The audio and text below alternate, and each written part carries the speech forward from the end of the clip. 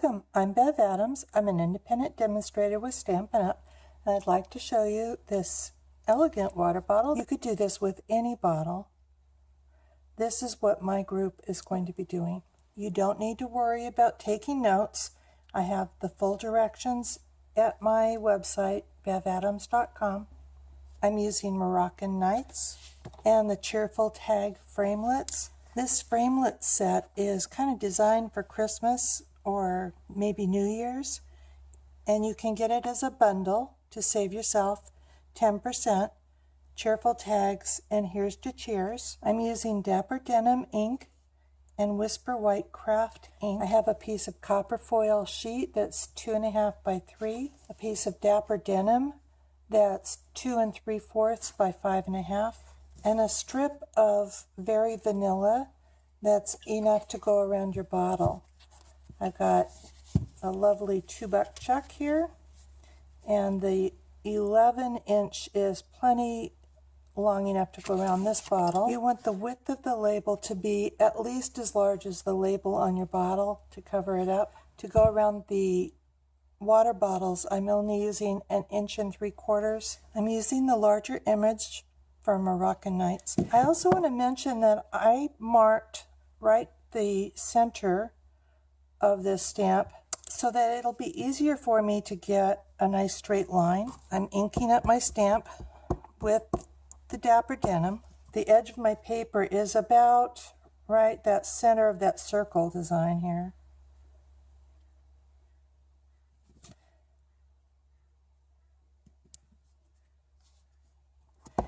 And it's going to be hard to do this without getting my head in the way, but I want to line that arrow up with the design, and I kind of want to overlap just a tiny bit.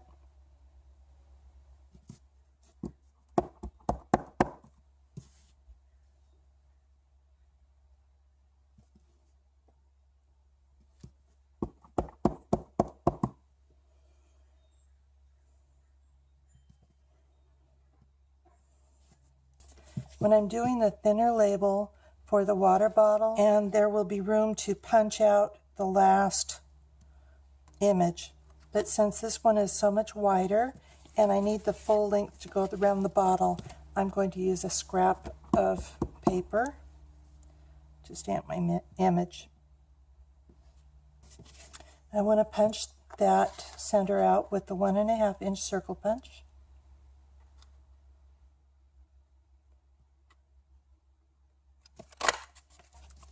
I'm using the Big Shot platform and the thin die adapter.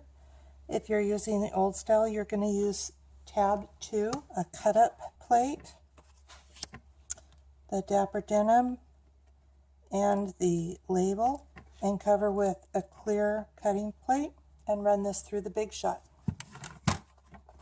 And that punches out your tag.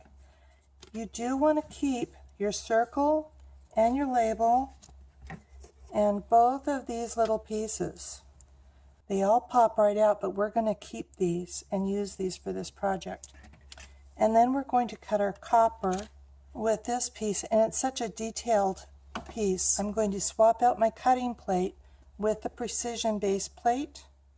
You want to turn it over. Before we cut our copper foil though, I want to prepare this a little bit. I'm going to use tear and tape all 4 sides.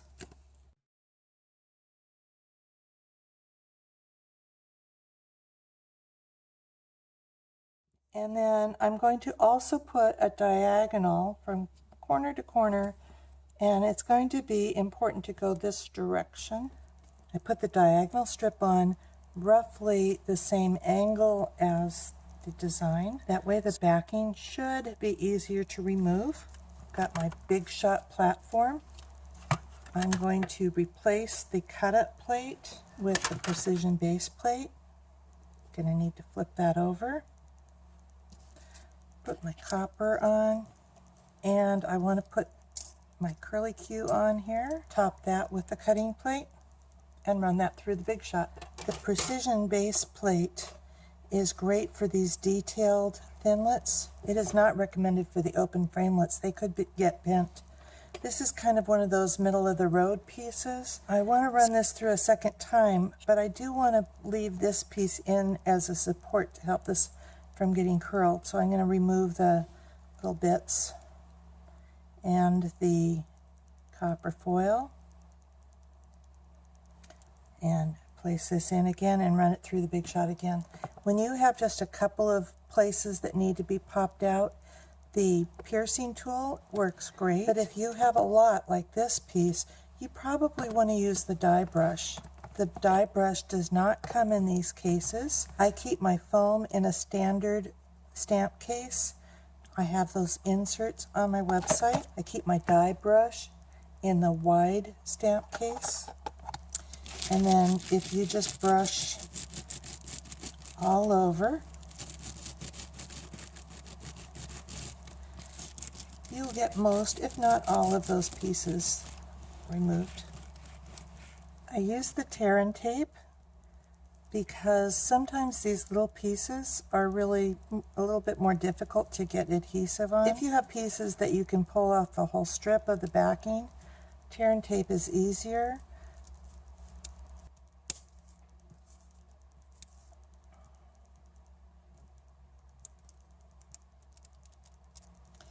I missed the row for most of this diagonal, but part of this is in one strip, and so that works perfectly. So I just want to put this centered in on the tag, and I want to replace the little slits.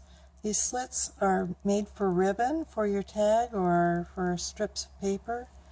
I didn't like the look of having the holes there, so I'm using this piece to adhere that part that got punched out. If you miss the adhesive on that piece, you could always use an oval or a rectangle back here to adhere that. The die does score the fold, but because you've got holes on the side, you do need to be kind of gentle with that.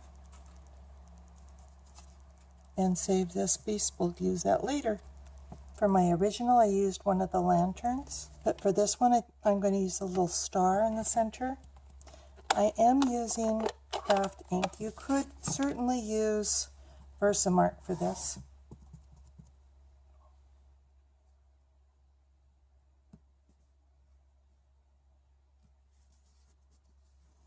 And because the camera was in the way, I don't think I got that centered. I am using the Whisper White for this part. I'm using this border along the long edge, and it's not long enough to do it in one, and if you use Versamark, you really can't see where you've put it.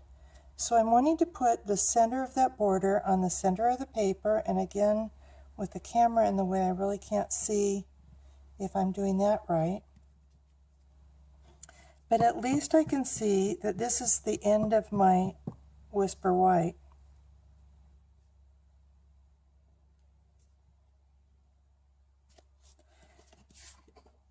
And so that way I don't have any overlapping there.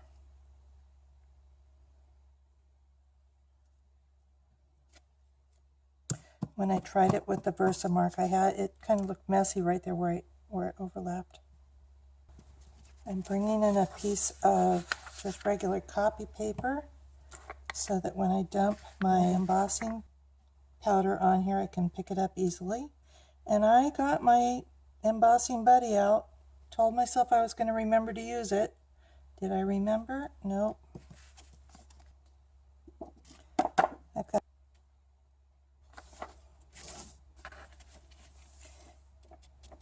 And I can pick up most of it, just scoop it back in the tub. I'm going to bring in my heat tool for the magic.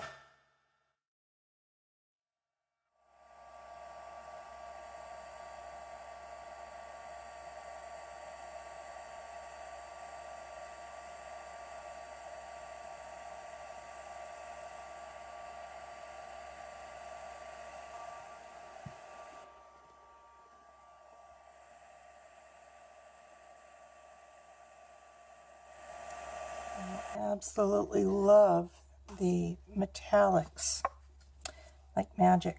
That's kind of bothering me there, but I think once the tag, I might hang my tag there, or once it goes around the bottle, it'll be fine. I'll be probably covering up this edge because I do have extra. So I'm using some strong adhesive. You can use tear and tape for this, or I'm using fast fuse. You might want to just put a little bit in the middle there and wrap this around your bottle. Now this is probably best for your cheap wine like this. If you've got something fancy, then maybe you might want to make sure that that label can slide off. So you might want to put a little bit looser. Bringing my tag back in, I'm going to adhere the circle right in the middle of the tag with adhesive of your choice. Since I had the fast fuse out, I'm using that. I do want to use about 4 dimensionals on the circle.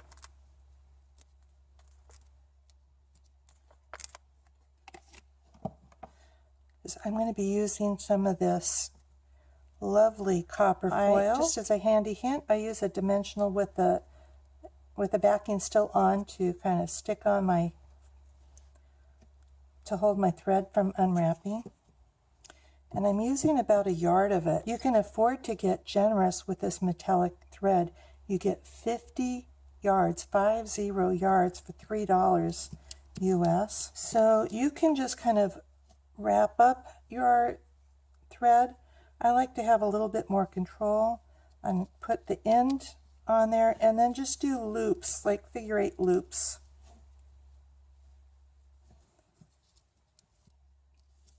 Not quite random, almost random. You don't want them evenly spaced, certainly. They don't have to be the same length.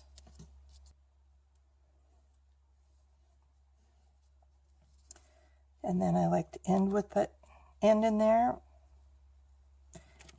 If your end doesn't end on a dimensional, just snip it off. And because my little center is not really centered, I'm going to try and put that straight up and down.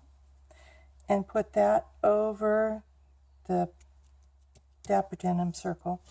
Then you just need to hang it on your bottle and you have a lovely gift for really any occasion. Certainly you could change the colors up to go with your holidays.